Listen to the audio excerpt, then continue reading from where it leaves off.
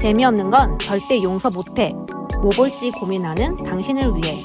방송국 여자들의 와플릭스. 두둥. 안녕하세요. 방송국 여자들의 와플릭스입니다. 와우.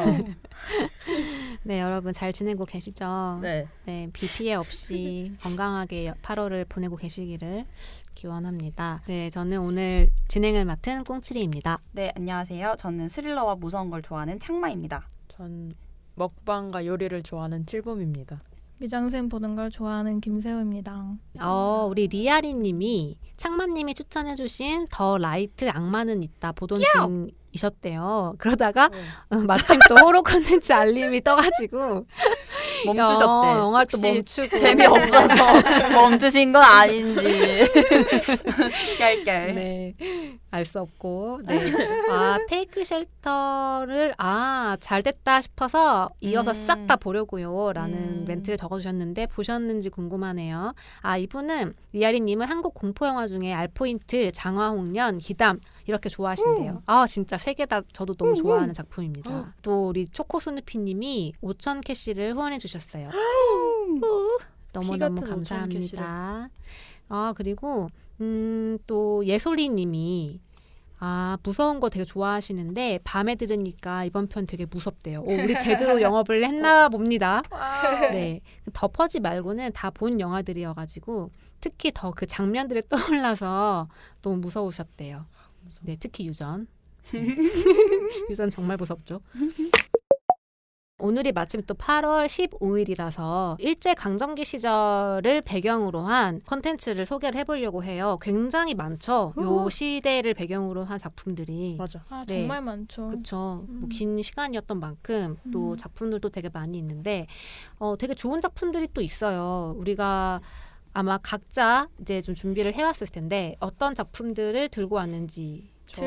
저는 경성에 있는 기생들 이야기고 아무튼 그 노래 영화예요. 신기하네. 그런 게 있어요? 그렇더라고요. 저는 일본에서 항일 운동을 하는 사람이에요. 빡세다. 빡세죠. 저는 북간도에서 시작해서 오, 경성에 크네. 갔다가 와, 일본으로 가는 청년의 이야기입니다. 상해에서 다시 경성으로 가는 것도 있고요. 네. 상해와 경성을 오가는 분인가요? 네, 뭐 그렇다고 할 수 있어요. 네, 의열단입니다.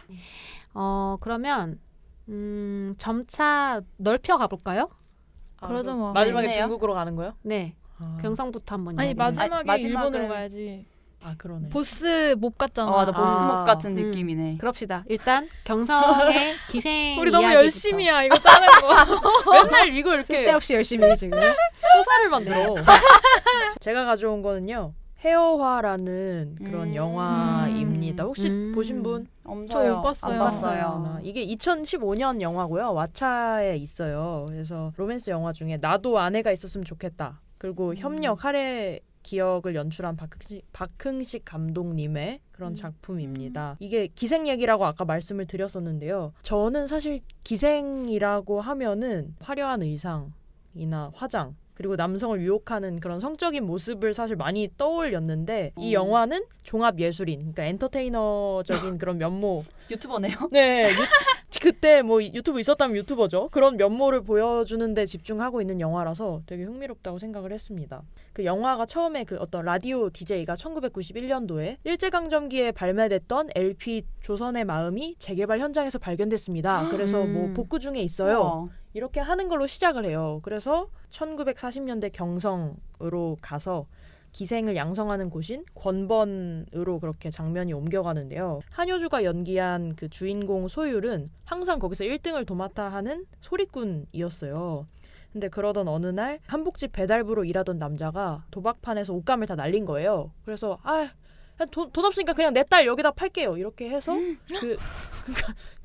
개판인데 아무튼 팔아서 그 어린 아이가 거기서 일꾼으로 일을 하게 되는데 그 아이 이름이 연희고요. 그 연희를 본 소율이 아까 흥얼거리는 거 보니까 되게 잘한다. 같이 공부하자. 이렇게 해서 그 일꾼에서 아예 공부를 하는 학생이 되고 둘은 단짝이 됩니다. 그래서 그 권번에서는 시조에 음을 붙여서 성악처럼 부르는 정가를 배웠는데 이 둘은 그 정가를 부르면서도 유행가를 듣는 걸 되게 좋아했어요. 그 시기가 약간 그 전통 가요도 있다가 대중가요도 막 나오는 그런 시기였어가지고 영화에서 그 시대적인 그 배경이 언제쯤이에요? 1940년대죠. 그때 그 거의 일제강점기 직전이네. 네, 광복되기 말. 직전 이고요. 근데 그 소율의 정인 그러니까 남자친구였던 윤우가 등장하면서 뭔가 꼬이게 돼요. 그래서 그 윤우는 되게 겁나 유명한 대중가요 작곡가인데 오. 이 대중가요를 좋아하는 자기의 애인인 소율을 위해서 당대 최고의 대중가수인 이난영과의 만남을 그 주선을 해요. 근데 하필 그날이 소율이 졸업하고 그 건번을 졸업하고 나서 첫 노름판 그러니까 기생이 돼서 어떤 첫 무대? 네, 첫 무대를 뽐내는 그런 날이었어요. 그래서 자기 대신에 연희가 거기 갔으면 좋겠다 하고 자기는 이렇게 연희의 그 자리를 마련을 해주고 노름판으로 갑니다. 근데 그 노름판은 소율이 생각하는 자리가 아니었어요. 그 목욕물이랑 기모노 같은 게 놓여져 있고 오, 세상에. 그래서 너무 깜짝 놀란 거죠. 자기는 그렇게 되게 예술을 전하는 사람으로만 알고 지내왔는데 그래서 울면서 뛰쳐나와요. 근데 그 시각 이난영 선생님과 윤우는 연희를 만나서 그 연희의 노래를 듣고 크게 감명해버린 거죠. 그래서 완전 그 날 하루로 많은 것이 바뀌었어요. 그래서 사실 그 윤우는 조선의 마음이라는 그런 노래로 식민 통치를 받는 국민들의 그런 아픔과 고단함을 위로해주는 그런 노래를 발매를 하고 싶었고 그걸 소율에게 불려줘라 이렇게 얘기를 했었는데 그 날의 만남 때문에 그 곡이 연희 차지가 되어버리고 곡 작업을 하면서 연희와 윤우는 어느새 사랑에 빠져버리는 세상에나 마상에나. 거예요. 그래서 우정도 사랑도 그리고 자기가 그 식민 통치 받는 국민들을 위로해줄 수 있는 그런 노래도 다 빼앗겨 버린 거죠 소율이. 아니 7번 어떻게 견디면서 봤어? 그러니까 세 개 다 뺏겼네. 그러니까 다 뺏겨서 이게 참 좀 그래서 복수를 결심을 하게 되는. 누구한테? 누구한테?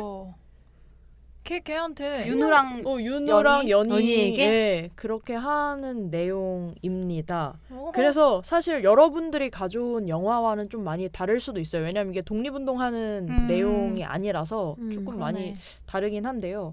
사실 이게 일제강점기의 그런 어떤 비극 서사들이 대부분 남성 전유물이잖아요. 맞아요. 근데 헤어와는 이 두 여성 예술인에 집중을 하고 있다는 점에서 되게 흥미로웠는데 그 이분들이 계속 맨날 한복을 입고 나오거든요. 되게 예쁜 한복을. 그래서 그런 다양하고 고풍스러운 한복들의 눈뽕을 맞아가지고 정말 재밌게 잘 봤습니다.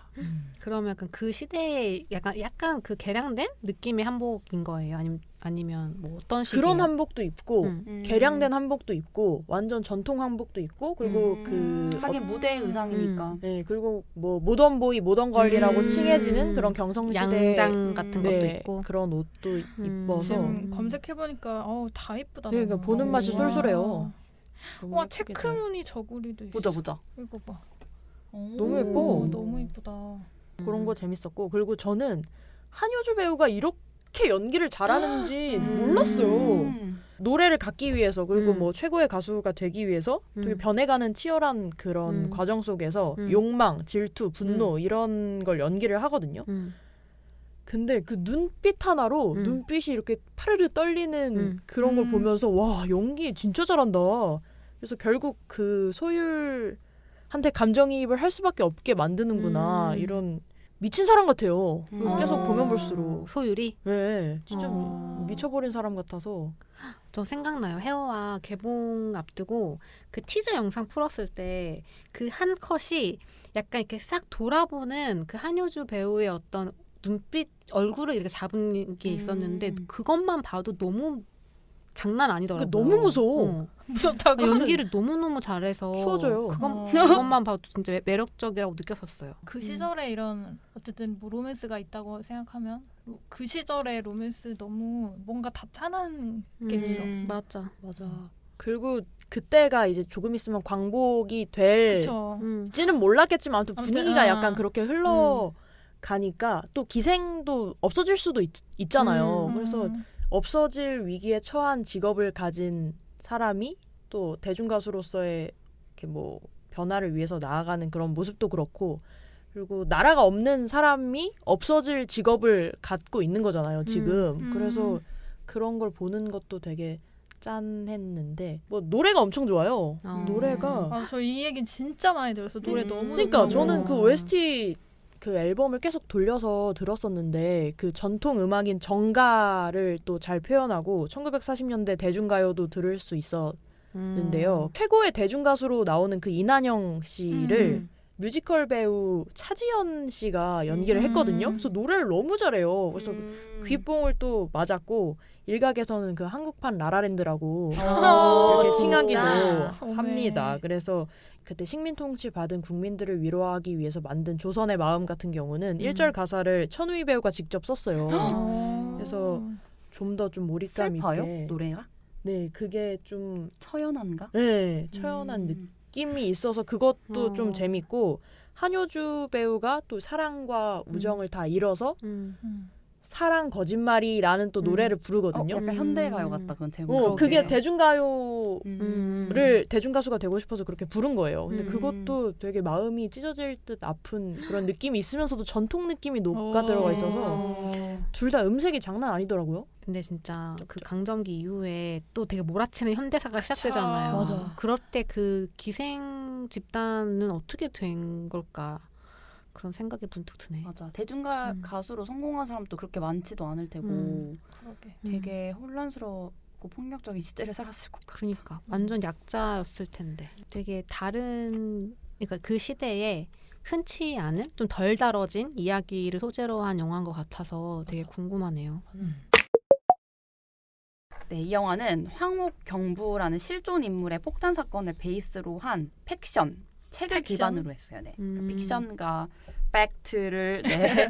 그래서 그 실존 인물이 주인공인 거죠. 네, 그러니까 소재로 가져온 네, 거죠. 모티브로 한 거예요. 그래서 그 책이 1923 경성을 뒤흔든 사람들이라는 소설이 있는데 소설이에요. 다큐 아니고 그걸 원작으로 각색한 영화입니다. 네, 2017년 백상예술대상에서 감독상을 수상한 영화고요. 네. 와우. 네. 자기 영화 자랑. 상이 최고야. 네, 1920년대가 배경입니다. 20년대. 네, 20년대 1920년대 일제 강점기 시대의 경성을 일단 배경으로 하고 있고요. 그 이정출이라는 경부가 나와요. 경부는 일본 이제 또 조선 총독부 이제 경찰들이 있잖아요. 여기서 간부급 경부. 네, 경부라고 하더라고요. 일본식이라서 저희랑은 조금 낯선 겁니다. 네, 이정출은 경부고 원래는 되게 흥미로운 게 상해 임정에서 활동했던 뭐 독립운동가라고 하면 독립운동가라고 할 수 있는 사람이었어요. 근데 동지들의 정보를 팔아서 경성에 와서 일본 경찰로 일하는 네, 동지들의 그 정보를 팔아버렸더니 기존 그냥 친일파들이 적당히 경찰이 되는 거 이상으로 간부급을 이렇게 받은 케이스인 거죠. 그런 캐릭터예요. 이 송강호 배우가 연기했거든요. 벌써부터 약간 그려지지 않나요? 뭔가 잘해. 저 안 봤는데 벌써 영화 장면이 보여요. 알 것 같죠? 그 표정. 네. 표정이래. 아, 그 표정이 있어. 그 특이해. 보여. 네. 개웃긴다. 네. 그래서 이정출이 이제 한창 그때 이제 1920년대면 의열단이 엄청 활동할 때였잖아요. 그래서 상부에서 너 의열단 리더랑 어차피 넌 조선인이니까 친구가 돼서 핵심 정보를 빼내라라는 이런 특명을 받아요. 근데 의열단의 이제 리더가 김우진이라는 사람입니다. 네, 이 의열단 전체라기보다는 경성에 있는 지부의 이제 리더격인데 김우진이 바로 공유 배우예요. 그래서 이 김우진한테 접근을 해요. 근데 김우진은 그때 사진관이랑 골동 미술품을 이제 판매하는 업자로 되게 돈도 좀 잘 버는 그런 위치였고 그때 이제 의열단은 그 엄청난 폭탄 같은 것들을 상해를 거점으로 좀 유럽 곳곳에서 모으고 있었어요. 헝가리의 좀 그런 혁명가들 통해 가지고 폭탄을 엄청 모은 다음에 이걸 이제 모으고 있었죠. 그래서 이 이정출이 다가왔을 때 김우진도 당연히 뭐 총독부 경부고 하니까 안 속잖아요. 그래서 대충 둘이 엄청 눈치 게임을 하면서 그 막 우리는 다 아니까 수가 보이지만 둘이선 서로 막 엄청 읽으면서 막 대화를 해요. 막 그래 뭐 내가 장사에 좀 관심이 있는데 뭐 이게 얼마냐 이러면은 막 전 장사치라서 이런 거 잘 모른다고 막 뭐 그런 얘기를 막 엄청 하죠. 그래서 되게 웃겨요. 그 둘 다 능글거리는 그런 막 연기를 하면서 막 첫날에 갑자기 술 먹으면서 혀 꼬여가지고 근데 혀 꼬인 척하고 나와서 똑바로 걸으면서 또 둘이 막 헤어지고 막 이런 되게 좀 약간 허술해 보이는 그런 관계로 네 돼요. 근데 그러다가 독립운동의 거물이 나와요. 이제 전체의 어떤 그 리더 같은 사람이 바로 정채산이라는 인물이에요. 근데 이 인물은 그 잠깐 나오는 약간 카메오 같은 인물이에요. 거예요. 예, 이 영화에서. 그래서 이병헌이 그 우정 출연으로 오, 세상에 나오는데 아주 검은 압도적이에요. 그럴 것 같아. 그 비중이. 그래서 근데 정채산이 김우진한테 이렇게 말해요. 그냥 이게 너무 지금 힘들어지고 있으니까 독립운동이 너무 그냥 대놓고 이정출한테 그냥 밀정을 하라고 말해보자. 자기가 설득을 할 수 있다. 어차피 이 사람은 예전에 뭐 독립운동을 좀 하기도 했었고 되게 좀 혼란스러운 인물이라는 걸 이 사람이 눈치를 챈 건지 그렇게 한번 그냥 우리 다 지금 잃고 가니까 그냥 잃을 거 없다. 이렇게 해보자. 이런 식으로 이 김우진한테 말을 해요. 그래서 김우진이 그 이정출을 상해에서 만나는데 갑자기 정채산이 나오는 거예요. 근데 정채산은 거의 총독부에서 거의 1급 그런 수배자였잖아요. 그래서 너무 깜짝 놀라는 거지. 이정출은 너 지금 뭐 하는 짓이냐고 그랬더니 이 정채산이 막 술을 말통에 막 이만큼 술을 말아와가지고 막 그걸 막 마시면서 그냥 말을 해요. 솔직하게. 정채산이 네, 그냥 우리랑 같이 하자고? 하자는 식으로 이제 말해요. 리더격이네. 근데 그 딱 술을 리더네. 먹을 때 너무 웃긴 게 진짜 이만한 통에다가 술을 가득 담아오는데 자 이렇게 하면서 잔을 맞아, 이렇게 맞아. 3개 이렇게 놓거든요. 음. 그 3명한테. 근데 그거를 한 몇 번을 반복해요. 자 계속 그 이병헌 또 연기를 좀 약간 웃기게 할 때가 있잖아요. 네. 막 그런 식으로 좀 연기를 하거든요. 그게 너무 웃겨요. 그래서 이정출이 엄청 갈등을 해요. 그러니까 근데 그 갈등이 자기가 어떤 독립투사로서요 이런 건 절대 아니고 그게 너무 깜짝 놀란 이 상황과 그 정체산의 너무 압도적인 이 포스와 배포 때문에 너무 깜짝 놀라버린 거지. 그래서 그때 엄청 고민을 하고 이제 정체산이 엄청 설득을 해요. 그래서 거기서 조금 흔들리기도 하고 해서 결국 어떻게 행동하냐면 그 김우진과 정채산한테 나는 총독부 사람으로서 밀정으로 너네한테 접근한 거다. 그러니까 반 정도 승낙을 하는 거지. 그러니까 되게 바보같이 좀 얘기를 해요. 그러니까 자기 딴에는 꾀를 쓴 거야. 깨를 써서 얘기를 하면서 하지만 나는 지금 밀정이야. 알지? 나는 조선 총독부 밀정이니까. 그런 식으로 아니 나도 모르겠어. 약간 이런 식으로 하면서 너무 송가호 반 정도 승낙을 하는 게 돼버려요. 근데 이제 정채산과 김우진이 계속 그러니까 뭐 부탁을 하면은 거절을 못 하는 거예요. 그래서 뭔가 반 정도 들어주고, 아이 몰라, 그 다음은 난 모르겠어, 막 이런 식으로 이렇게 좀 들어주는 과정으로 이제 관계가 이제 되거든요. 근데 이 과정을 거치다 보니까 뭔가 이상한 점을 하나 발견한 거야. 그게 누가? 뭐냐면 그 이정출이 뭐냐면 의열단 안에 총독부의 밀정도 있다는 사실을 깨닫게 된 거예요. 그 밀정을 알게 되는 과정은 보통 그런 거예요. 정보가 새갈 때. 맞아. 근데 이 밀정을 알게 되는 방법이 예를 들면 뭐 칠보한테는 A라는 정보를 주고 뭐 새우한테는 B라는 정보를 주고 꽁치한테는 C라는 정보를 주고서 이게 새잖아. 그럼 이 맞아. 센 것 중에 만약에 B가 샜으면 그치. 새우가 밀정이다라는 걸 알게 되는 거죠. 근데 이런 게 좀 있으면서 총독부 안에도 의열단의 어떤 정보를 빼돌려서 전해주는 밀정이 있다는 사실을 깨닫게 된 거예요. 이걸 알아야 되잖아요. 아니면 송강호 이정출 자기도 위험해지는 상황이 올 수 있으니까. 그래서 이거를 막 알아가는 과정이었는데 상해에서 다들 폭탄을 엄청 들여오려고 하잖아요. 그래서 김우진이 마지막으로 자기 한 번만 도와달라고 상해에서 이 엄청난 폭탄을 기차에 싣고 그 경성으로 무사히 들어오게만 도와달라고 막 얘기를 해요. 이정출은 도움을 구하고. 그래서 어쩌다 보니까 이정출과 의열단원들과 그리고 그 어쨌든 이정출은 조선 총독부 경부잖아요. 그럼 같은 동료들이 있을 거잖아요. 의열단을 잡으려고 하는 그런 사람들이 한꺼번에 다 타게 되는 거예요. 그 기차에 찾는 거지. 누가 의열단인지 막 그 총독부는 찾고 막 이정출은 계속 모른 척하다가 도와주고 막 이런 과정을 거치면서 기차는 상해에서 경성을 향해 계속 달려와요. 이 기차 안에서 벌어진 어떤 그런 밀정을 찾는 이런 스릴러, 약간 액션 그런 영화입니다. 아, 그러면은 이 영화의 주 장면은 기차예요. 기차예요. 네. 재미 포인트 제가 3가지를 뽑아봤는데 첫 번째는 그 제가 무간도 진짜 좋아하거든요. 그래서 무간도는 물론 스파이물의 약간 이데아 같은 느낌인데 그런 식의 어떤 스파이물을 좋아하는 분들이라면 좀 재밌게 볼 수 있는 영화인 것 같고요. 이 밀정을 찾아내는 과정이 되게 재밌거든요. 두 번째는 어쨌든 완전 실화는 아니지만 팩션이잖아요. 그래서 그 배경이 된 사건이나 인물 같은 걸 찾아보는 게 좀 재밌어요. 그래서 그 아까 말했던 황옥이라는 경부가 그 이정출의 어떤 모티브인데 실제로 있던 사람이에요. 이 사람에 대한 평가는 친일파였다는 평가가 조금 더 많기는 한데 아직도 되게 갈린대요. 그 평가가. 왜냐하면 뚜렷한 증거가 없어서 이 사람이 진짜 친일파였는지 뭐 의열단이었는지 알 수가 없다고 하더라고요. 그래서 그런 것도 재밌고 이정출 외에도 김우진 아까 나왔던 그 정채산 한지민 배우도 나오거든요. 그런 배우들이 다 이제 실존 인물이 좀 있는. 그리고 재미 포인트 3은 식민지 시대에 갈등하는 좀 개인, 갈팡질팡하는 개인 같은 걸 되게 잘 표현을 했어요.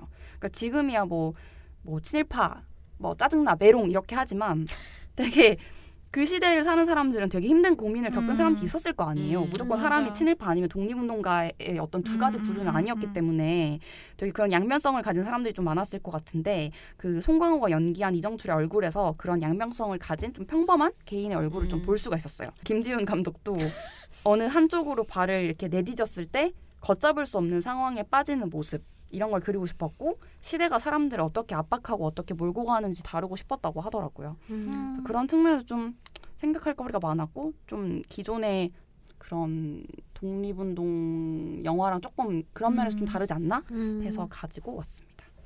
송강호 배우가 너무너무 찰떡이었을 것 같다는 생각이 든다. 맞아. 진짜. 택시 운전사에서도 맞다. 택시 운전사의 그 캐릭터랑 되게 많이 겹친다. 약간 비슷한데 비슷해요. 예. 일정의 송강호가 그 한 연기는 조금 더 심오한데 그게 자꾸 겹쳐가지고 그게 비슷할 수 있겠다. 비슷한 되게 느낌이다. 고민하고 갈팡질팡하고 맞아, 맞아. 밀정 봤는데 되게 좋게 봤었거든요. 음. 그래서 이거 영업할 때 밀정할까 말까 고민 많이 했었는데 막 새록새록 떠올라요. 이 감독 영화들이 좀 세련된 것 느낌이 좀 있잖아요. 맞아. 그래서 이 영화도 막 그런 예를 들면 이런 카타르시스를 느끼게 한다거나 뭐 그러니까 보통 같으면 되게 막 약간 뭐라 해야지 그 뿜어오르는 뿌듯한 음악을 깔고 막 뭔가 이렇게 일본한테 어떤 행동을 하는 의열단의 행동 같은 걸 그릴 텐데 그 장면에서 배경을 재즈 음악을 깔아요. 되게 막 뭔가 인간의 어떤 되게 그런 맞아. 희노애락을 보여주는 것처럼 되게 그런 연출도 엄청 특이했어요. 평범한 항일운동 소재의 영화는 아니다 조금 이런 다른 느낌이네요. 것 같아요. 저는 이거 보면서 그 하시모토 어. 연기한 그 엄태구 배우라고 엄태구 있는데 배우가 맞아, 개쩔어 맞아. 진짜 무서워. 진짜 개 무서워요. 무서워, 개 무서워. 그러니까 막 그때 기억나는 장면이 어떤 부하가 실수를 했는데 뺨을 때리거든요. 맞아. 너무 무서워. 백대 때 벌센 줄 알았어 진짜. 그래. 진짜 백대를 때리는데 진짜 저게 일본 제국 같다는 생각, 일제 같은 생각이 근데 내 들어가지고. 뺨이 다 아프더라고. 그러니까 그때. 멈추지 않아. 진짜 막 악랄하고 막 그렇게 연기를 하더라고요.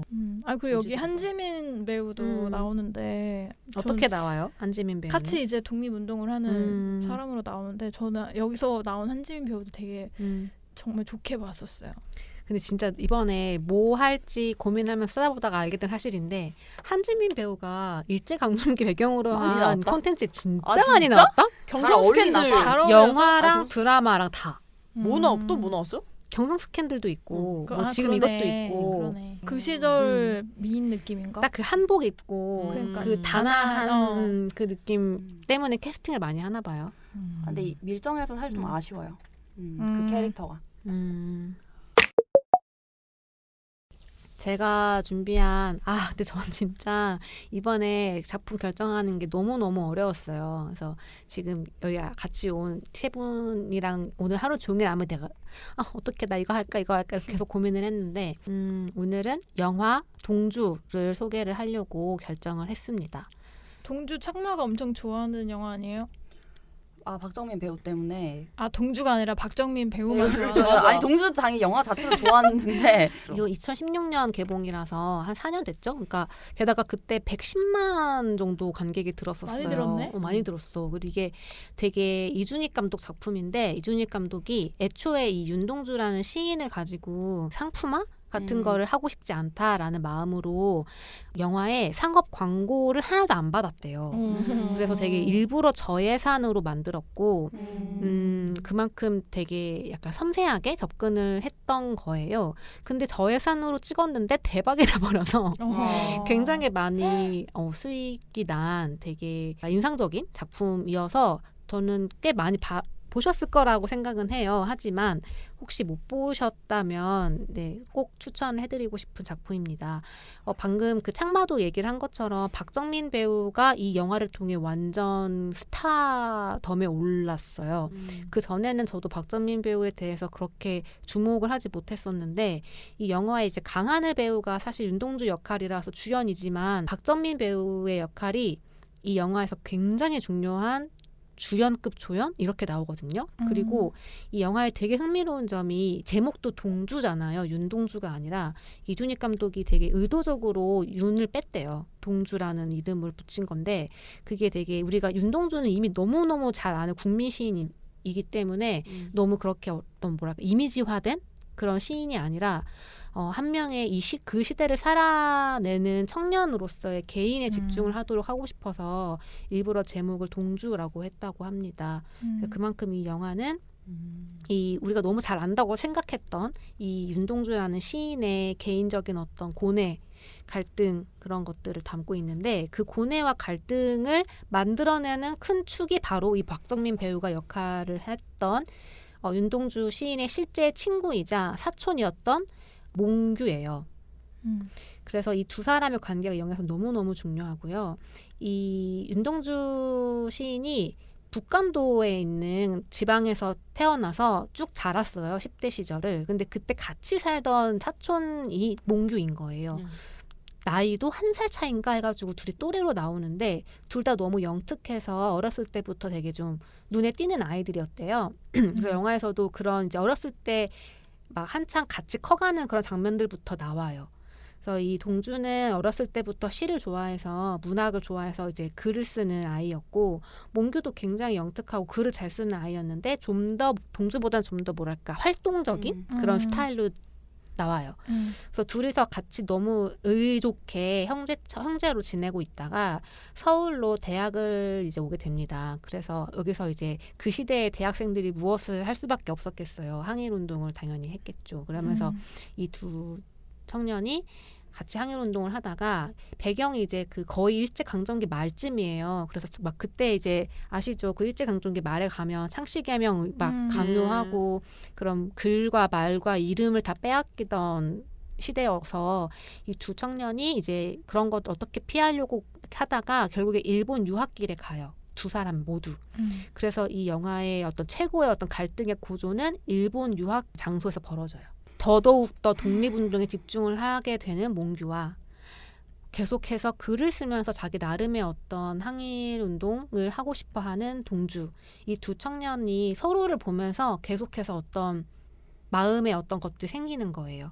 한 사람한테 서운하기도 하고 죄책감이 생기기도 하고 이런 여러 가지 감정들이 생길 수밖에 없겠죠. 그 시대의 청년들이라면. 이 시대에 살고 있는 것만으로도 부끄러움을 느끼고 있는 어떤 청년의 마음들이 이 영화에서 굉장히 섬세하게 강하늘 배우가 연기를 합니다. 그걸 또 잘 살려주는 또 박정민 배우의 엄청나게 뛰어난 또 연기가 있어요. 그래서 보면은 너무 그 애잔해요. 이 청년들의 삶이. 이 되게 척박한 그 시대에 윤동주 시인이 실제로 고문을 받다가 죽었다는 걸 우리 모두 알고 있고 그래서 그 끝이 되게 좌절이고 결국에는 되게 아까운 잃은 청년의 죽음인데 그 거기까지 가는 그 과정이 너무너무 치열했고 갈등과 고민들이 너무 그 깊었고 또 문학인으로서 어떻게 이 시대를 돌파할 것인가 고민했던 그 과정을 굉장히 잘 나와요. 그래서 되게 그런 부분이 새로웠어요. 무장투쟁 이런 것들이 주로 영화의 소재가 되었잖아요. 액션도 많고 그게 재밌으니까. 근데 되게 시인으로서 윤동주는 어떻게 그 시대를 살아냈는가를 되게 차곡차곡 보여주는 게 굉장히 새롭고 재밌는 이야기입니다. 그리고 게다가 이 영화의 되게 특별한 점이 흑백이에요. 처음부터 끝까지 전부 다. 그래서 어떤 느낌이냐면 저는 그냥 개인적으로는 좀 더 약간 내가 관객으로서 이 이야기에 좀 더 거리를 두고 청년들의 이 이야기를 바라볼 수 있어서 되게 좋았거든요. 그러니까 이게 좋은 시도 되게 오래 두고 곱씹어 보고 생각할수록 더 좋아지는 게 있잖아요. 약간 이들의 이야기도 저는 되게 생각할수록 되게 애잔해진다는 느낌이었어요. 보면서 되게 막 굉장한 공감, 격렬한 분노, 슬픔 이런 거를 막 끌어내는 방향이 아니라 되게 계속 곱씹게 되는 연출이어서 너무 좋았고요. 네. 너무 그때 영화가 좋아서 사실은 저뿐만 아니라 많은 한국 관객들이 윤동주 신드롬이 사실 생길 정도였어요. 이 영화 때문에. 굿즈가 엄청 많이 나왔어요. 굿즈도 엄청 나오고 그래서 바람과 별과 그 책 초판본은 갑자기 저도 샀어요. 그래서 막 엄청 팔렸고 또 저는 또 개인적으로는 서울에 남아있는 그 윤동주 시인의 흔적들이 있어요. 그 서촌에 가면 윤동주 시인의 언덕 살았던 집도 있고 맞아. 문학관도 있거든요. 그런 거를 찾아가 보기까지 했던 영화입니다. 그래서 진짜 사실 윤동주 씨를 안 좋아하는 한국인은 없을 것 같은데 그쵸. 영화 덕에 좀 더 뭔가 이렇게 흠뻑 젖는 경험을 하실 수 있을 거고요. 저는 이준익 감독이 한동안 되게 좀 눈에 띄는 작품이 없는 것 같다고 느꼈었는데 동주를 보면서 와 진짜 이준익 감독 살아있네 이런 생각을 했었던 것 같아요. 너무너무 좋은 작품이었고 그 해에 상을 또 싹 쓸었어요. 뭐 성룡영화상, 백상예술대상, 뭐 박정미 배우가 이제 이때 신인 나무상 받고 뭐 이준익 감독이 영화 부문 대상 받고 뭐 이런 네 좋은 평을 받았었죠. 근데 원래 우리가 생각하고 있는 윤동주 시인의 이미지 자체가 사실 흑백 사진이잖아요. 맞아. 그래서 그게 되게 재밌을 것 같다. 음. 결이 맞을 것 같다는 생각이 들었고 그리고 음. 일제강점기다 보니까 사실 뭐 화려한 음. 그런 컬러가 들어가기보다는 흑백으로 잘 좀 더 진정성 있게 표현을 했을 것 같아서 좀 재밌을 것 같아요.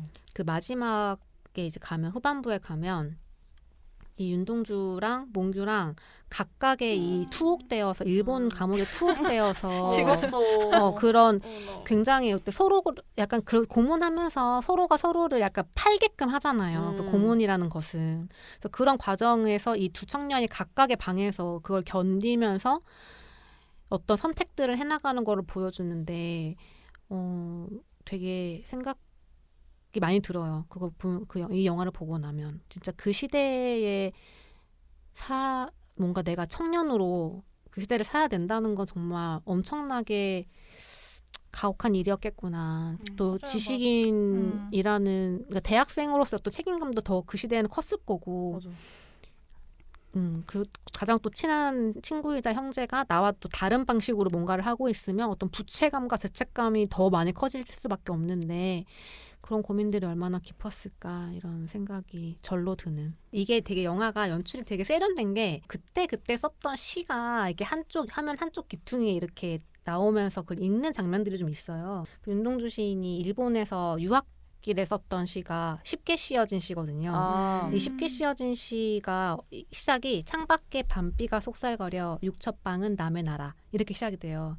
6첩방짜리 작은 방에 하숙을 하고 있는 상태거든요. 윤동주 시인이. 그래서 시인이란 슬픈 천명인 줄 알면서도 한 줄 시를 적어볼까 이렇게 돼요. 땀내와 사랑내 포근히 품긴 보내주신 학비 봉투를 받아 대학 노트를 끼고 늙은 교수의 강의를 들으러 간다. 이렇게 쭉 가거든요. 이 시가 그때 너무너무 좋아서 외웠었어요. 되게 진짜 모든 시가 너무너무 새롭게 다가올 겁니다. 저도 이준익 감독 거거든요. 뭔데요? 저는 박열이라는 영화입니다. 뭐가 먼저였지? 동주 이후에 박열을 찍으신 것 같고요. 얘는 지금 넷플릭스에서 볼 수 있습니다. 되게 좀 비교가 될 것 같은데 자꾸 동주랑 왜냐면 바로 다음 영화라서. 네. 근데 완전 다른 느낌이야. 맞아. 이거는 되게 완전. 약간 포스터부터 완전 달라요. 박열 역할한 이재현 배우가 카피 나는 조선의 개새끼로서이다 이러면서 완전 대차게 웃고 있는 사진이 있고 그리고 진짜 유명한 사진 있잖아요. 포스터로도 쓰였는데 아내였던 가네코 후미코와 같이 그 사진의 힘이 되게 컸었던 것 같은데 이준익 감독도 이 사진에서 뭔가 삐를 크게 받으신 것 같더라고요. 그래서 영화 내내 그 사진 되게 많이 등장하는데 박열은 일제강점기에 일본에서 이제 항일 운동을 했던 아나키스트예요. 아나키스트 뭔가 벌써 재밌다. 나는 가닿기도 어려운 뭔가 그런 그리고 그의 이제 동지로서 그리고 또 아내로서 가네코 미코라는 일본인 여성의 이야기를 다룬 실화 기반 영화고요. 이것도. 근데 이 영화가 되게 당찬 게 오프닝에서 이 영화는 실존 인물의 이야기고 90% 이상의 고증을 거쳤다는 막 와, 자신감 쩐다. 90%. 만만하게 그렇게 얘기를 하고 시작해요. 그러면 어라 하면서 이제 보게 되잖아요. 그리고 보통 이제 막 일제강점기 하면은 뭔가 슬프고 처량하고 큰 죽음도 불사하는 그런 운동가들이 막 폭탄을 쥐고 사진을 찍고 막 이런 식이잖아요. 근데 너무나 익살스럽고 재미있어 보여서 이 사진이 어떤 경위로 찍힌 건가 이 영화를 보면 알 수 있나? 라는 이제 생각이 있었는데 영화의 배경은 1920년대 3.1운동이 일어난 지 얼마 안 됐고 이제 이미 이제 영화에서 박열은 일본으로 넘어와서 다른 조선인 동지들이랑 또는 이제 다른 아나키스트 일본인들하고 이제 아나키즘 활동을 하고 있는 거죠. 항일 운동이자 이 조선인들은 불량선인이라는 이름을 불리고 있는 거예요. 이제 뜻을 풀면 불량한 조선인들, 뭐 나쁜 조선인들 뭐 이런 거 그런 식으로 이제 운동을 하고 있는데 그런 박열한테 그냥 가네코미코라는 여자가 나타났어요. 후미코라는 사람이 박열이 쓴 시를 보고 감명을 받은 거예요. 바로 그 시 이름이 개새끼라는 시고 욕하는 것이 아니고요. 시 이름이 개새끼인데 박열의 아나키스트적 면모를 이제 개새끼에 비유를 해서 쓴 시예요. 일본 권력에 맞서는. 그래서 후미코가 초면에 어눌한 조선말 막 쓰면서 배우자 있어요? 막 이런 식으로 물어봐. 배우자 초면에. 있어요. 그러면서 되게 진심으로 그거를 되게 물어보면서 만약에 있어도 자기는 동지로서만 교제해도 상관없습니다. 그래서 박열이 약간 되게 생각하듯이 막 했다가 나는 혼자예요 이런 식으로 또 일본어로 대답을 해줘. 그래서 그 로맨스도 살짝 이제 들어가 있는 거예요. 그래서 영화 내내 그 로맨스가 살짝 들어가 있는데 그게 나중 가면 되게 가슴을 울리는 어떤 포인트가 되기도 하고. 아무튼 그래서 혼자라고 하니까 완전 좋아하면서 우리 동거합시다 막 이래요. 후미코가. 네. 그리고 내내 재밌네. 그런 어설픈 조선 말을 쓰는데 그게 너무 귀여운 포인트예요. 하지만 이제 진지하게 말을 하고 있는 거죠. 동거를 하자고 해서 동거를 시작을 합니다. 연인이자 이제 같은 아나키스트 사상을 가진 사람으로서 이제 그런 활동을 적극적으로 이제 하게 돼요. 저는 그 관동 대지진을 묘사한 거를 박열에서 거의 처음 본 것 같아요. 일본에 있다는 설정이니까. 근데 이 영화에서도 뭐 엄청나게 크게 묘사하지는 않고 그냥 이런 사건이 있었다라는 식으로만 이제 표현하긴 하는데 조선인이 우물에 독을 탔다. 이 혼란을 틈타서 뭐 불 지르고 다니고 일본 공직자를 뭐 공격하고 다닌다. 뭐 이런 식의 그런 허위 사실을 거의 일본 정부가 유포를 해서 일본인들이나 뭐 자경단들이 조선인들을 학살을 한 6천여 명 이상 했던 사건. 그 사건이 벌어지고 박열이랑 또 그의 다른 조선인 동지들은 그런 자경단을 피해서 일부러 좀 경찰서에 투옥이 돼요. 나 불량 선인이다 이런 식으로 하면서. 그리고 학살 사태가 생각보다 좀 심각해지면서 그러니까 영화에서는 3일 만에 6천 명이 죽었다는 식으로 묘사가 되거든요. 그래서 이 사건을 좀 은폐하려고 이제 대책을 강구한 것이 좀 어떤 조선인들 중에 누명을 씌울 만한 사람을 이제 뽑는 거예요. 이제 그 중에 이제 잡혀있던 박열이 지목이 되는 거죠. 근데 사실 박열은 일본에서 사건을 일으키진 않았어요. 폭탄 테러를 준비를 하긴 했는데 폭탄이 약간 좀 상태가 안 좋아가지고 불발되고 막 이래서 실행은 하지 못했어. 하지만 폭탄을 들여온 건 사실이야. 그래서 이런 거를 이제 잡아서 이제 박열 누명을 씌우려고 하는 거예요. 근데 박열이 무슨 일인지 자기가 하지도 않은 일인데 뭐 자기 혐의 인정하고 재판 받겠습니다 이렇게 나온 거예요. 그리고 후미코도 나도 같이 했다 이러면서 둘이서 이제 같이 재판을 받게 됩니다. 같이 이제 구속이 돼서. 그리고 이후에 벌어지는 재판이 이제 본 게임 같은 건데 여기서 이 둘의 좀 대범하고 말빨도 좋고 막 재치 넘치는 사람들이라든지 막 재판부를 가지고 놀거나 때로는 일갈하는 뭐 이런 장면들이 아주 시원하게 펼쳐지게 되는 게 이제 주 내용이에요. 그러니까 이 영화가 연출 면에서 엄청나다고 하기에는 좀 그렇거든요. 그런 면에서 추천을 드리기보다는 그 실존 인물들의 아우라나 그들이 이제 재판에서 했던 말들이나 또는 퍼포먼스들이 되게 강렬해서 이 일대기를 굉장히 충실하게 옮기려고 노력했다는 인상이 강해요. 그래서 이준익 감독이 약간 그런 면에서 조심을 한 건가라는 생각이 들 정도로 지금 동주 얘기도 들으니까 그런 생각이 더 드는데 그러니까 너무 극적이거나 과장된 연출은 조금 자제한 느낌이 있고요. 근데 물론 일본의 나쁜 사람들은 되게 우스꽝스럽긴 해요. 만화 같은 느낌도 있었고 그래서 좀 지루했다는 평도 있긴 있더라고요. 그게 네. 사실 뭐 고증이 정말 90% 되니까 사실 뭐 한 사람 인생이 그렇게 드라마틱하진 않잖아요. 그쵸. 그래서 그런 거 아닐까요? 근데 그 고증을 거친 그 사람의 일대기가 되게 극적인 거예요. 그러니까 영화로 옮기니까 오히려 약간 밋밋하게 그게 느껴져. 더 충분히 안 산. 너무 영화 같으면 재미없는 그런 느낌 있잖아요. 이 사람이 아나키스트야. 그 한마디로 사실 어. 엄청 매력적인. 그치 민족주의적이지 않은 너무 거니까. 자극의 끝이지 사실. 그쵸. 막 재판할 때 조선말로 막 반말하고 재판 그니까, 완전. 부에다가 조선 예복 같은 거 입고 나타나고 와. 재판 그 일본에서 그런다는 게 쉽지 않잖아요. 불 때린다 진짜. 고증을 거친 거면 진짜 재판 때 그렇게 네, 했다는 진짜. 거잖아요. 사진이 남아 있는 음. 모양이던데. 그리고 대박이다. 후미코도 예의 없고 막 그랬다고 엄청. 후미코도 막 그 조선 저고리 같은 거 입고 나와가지고 아이고. 그래서 그게 이제 충실하게 영화 안에 재현이 되어 있고 두 배우가 되게 맛깔나게 연기를 했어요. 둘의 로맨스 같은 경우는 기록이 남아 있을 것 같진 않거든요, 사실. 개인적인 둘의 개인사일 것 같아서. 그래서 그거는 이제 약간 연출의 영역이라는 생각을 했었는데 진짜 살짝 들어가 있는 그것들이 나중에 그 사진을 찍게 된 뭐 장면에서도 되게 로맨스적인 부분들이 들어가 있고 그 부분에서 되게 귀엽게 그려져서 저는 좀 마음에 들었었어요.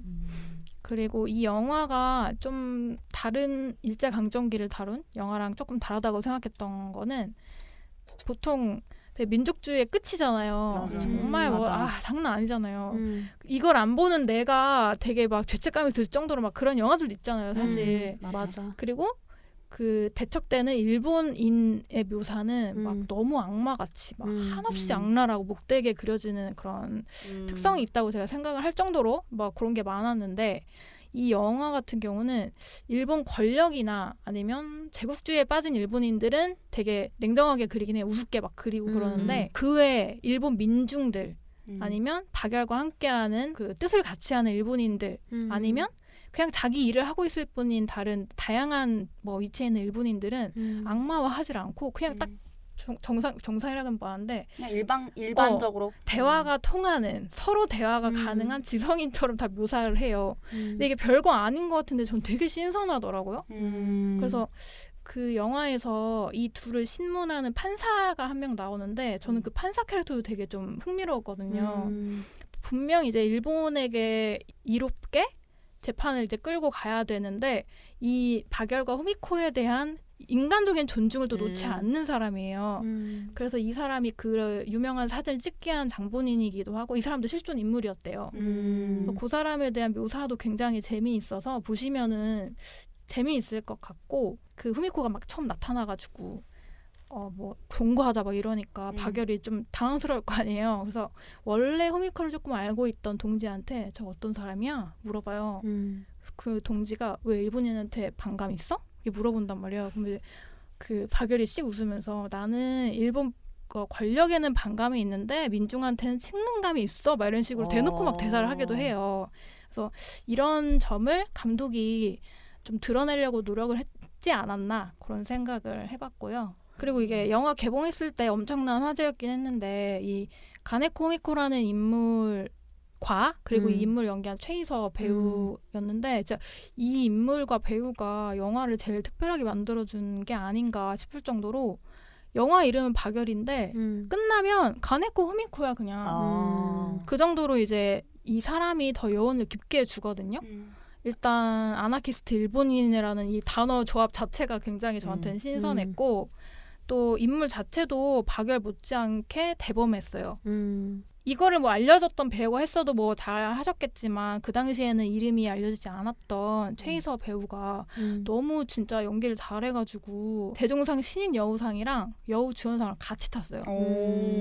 와서 그럴만하다 그런 생각이 들 정도로 되게 연기를 잘했고 이 영화 같은 경우는 뭐 저처럼 그러니까 저도 일제강점기 시절 콘텐츠로서 매력이 너무너무 많고 좋은데 그놈의 민족주의 강요 때문에 살짝 부담스러워가지고 이제 저 같은 분들이 보시면 킬링 타임으로 진짜 재미있게 볼 수 있는 영화가 아닐까 합니다. 이거 박열 근데 재밌을 것 같은 게 그런 일제강점기 시대를 다룬 영화가 사실 많잖아요. 근데 뭐 당장 생각만 해도 밀정이나 암살, 뭐 덕혜옹주 이런 맞아. 것들은 다들 총 쏘고 맞아. 고위직인 경우가 음. 많아요. 그래서 고위직이어서 되게 맞아. 위대한 일을 한 음. 사람인 경우가 많은데 맞아. 이 박열 같은 경우는 좀 잊혀져 갈 수 있는 그런 맞아. 민초와 그런 사람들의 얘기를 다룬 거라서 재밌지 맞아. 않을까. 그래서 막 바짓가랑이 막 붙잡으면서 막 하기도 하고 막 오뎅탕 막 끼얹고 막 이런 식의 그런 게 나와요.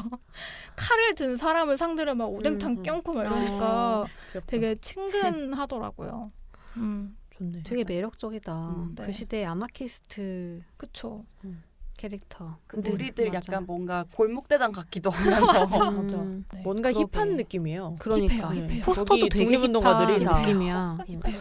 근데 그 시대에 진짜 가장 뭐랄까 레디컬? 레디컬하고 되게 활동하고 그런 청년들의 이야기니까 그 사진도 장난 아니다. 이 그쵸. 실물 사진이 광기가 느껴지지 않아요, 뭔가? 이거는 와 묻혀져 있는 사람들이 많은 일제강점기. 일제강점기. 네. 우리 오늘 4가지 영화에 대한 이야기를 해봤는데 근데 진짜 이것 말고도 정말 좋은 작품들이 또 많이 있죠. 맞아요. 소개 다 못해드렸는데 또 우리 들으시는 분들이 자기가 좋아하는 일제강점기 배경의 뭐 영화도 좋고 드라마도 좋습니다. 지금 왓챠나 뭐 넷플릭스 올라와 있는 또 다른 작품들 소개해 주시면 또 보고 저희도 댓글 남겨드리겠습니다. 네. 오늘은 그럼 여기까지 방송을 마무리해 볼까요? 네. 하나, 둘, 셋. 두둥.